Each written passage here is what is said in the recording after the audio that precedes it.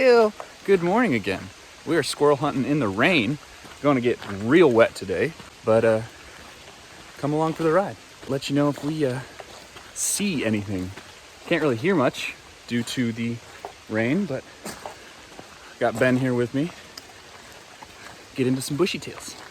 We have shots fired. I don't know where Ben is. One in the bag. Oh yeah, I always check them. I'm not trying to get bit by one of those. Look at that shot. Oh yeah, he gone. He gone. All right, one down. 19 to go. Yeah. I said that in my last video. You want to demonstrate it? Just rub them together like that. It imitates the sound of a squirrel cracking nuts.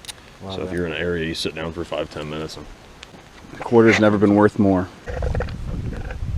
I don't know. Someone leave it in the comments. What is that? It's like a candy cane.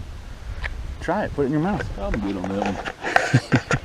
Might not be the sharpest tool in the drawer, but I'm a tool nonetheless. Nest is about like 40 yards up and to the left on that path, if I remember correctly.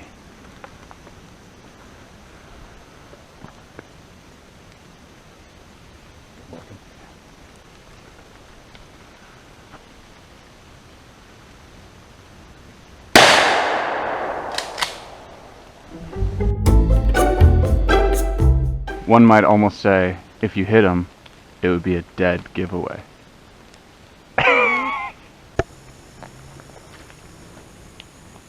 Super wide angle. I don't know what his web's connected to. Just got back from a morning squirrel hunt. It was super rainy, super wet. We had a good time. I didn't end up seeing, well, I saw one, didn't have a shot at it. Ben saw like 4, he ended up bagging one. So he just took off. Obviously one isn't enough for anything, so we're gonna go ahead and freeze it. But before he took off, I mentioned to him I'm gonna brine this squirrel overnight before I freeze it to let it get all the way through the rigor mortis process and have some of that brine pull some of the blood out of the meat. And he said, how do you do that? So I figured I'd take the time to just show you guys how I do that really, really quick. You're gonna need about a quart of water. There's the squirrel all cleaned up. I went through it, trimmed off most of the bruised spots, got any residual hairs off of it. And I'm gonna fill this, a 1/4 cup of sea salt, mix it in there, throw the squirrel in and let it sit overnight. You'll be surprised to see once you pull it out that the water is a little bit pink, and that's from the salt kind of pulling some of that blood out of the meat. So it helps with flavor, it helps with meat quality. Fun little thing you can do after your hunts, after you get them all cleaned up. So I used to literally just put the meat right in the water and sprinkle salt over it and put it in the fridge overnight and call it good.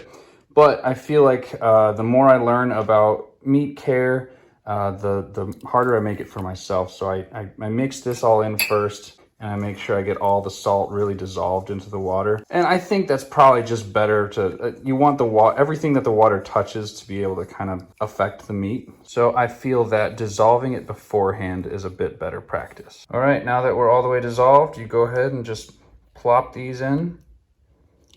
I usually rinse them out in the sink and really clean them up, get all the hairs off, get any bruised meat off. But that's it, man. Now that those are in, I usually just put a little top right over top. Oh, it might be pretty tight. Maybe use a bit bigger bowl. But just let that sit overnight in the fridge and then take it out. And however you guys like to freeze it after that, what I like to do is I like to put the brined meat into a little Ziploc baggie, pour a little bit of lemon juice in over top of it, and then I'll fill that baggie up with water just enough to cover the meat.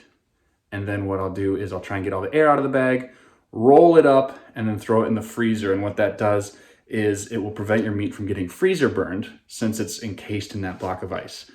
If you want to take it a step further, it might be a good idea to go ahead and wrap that whole plastic bag into freezer paper. That way your Ziploc bag that's full of water isn't kind of falling in between your freezer racks, making it kind of hard to peel off once everything's hardened. So that's just what I do. Hopefully some of these tips can help you guys out in the future. Please like and subscribe if you haven't already, and have a great week. It is the next day, and I'm just going to show you real quick that kind of reddish pinkish tint that we talked about. I don't know how well you can see that. I just grabbed this white utensil so I can kind of dip it in. You guys can kind of see what that water looks like once that salt water has extracted some of the blood. And you can see it's got that nice kind of rosy hue to it. So that's what we're looking at. We're not keeping any of this. I'm just going to pour it right down the sink.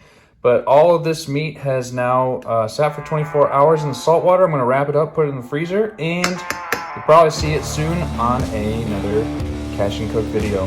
Thanks for watching.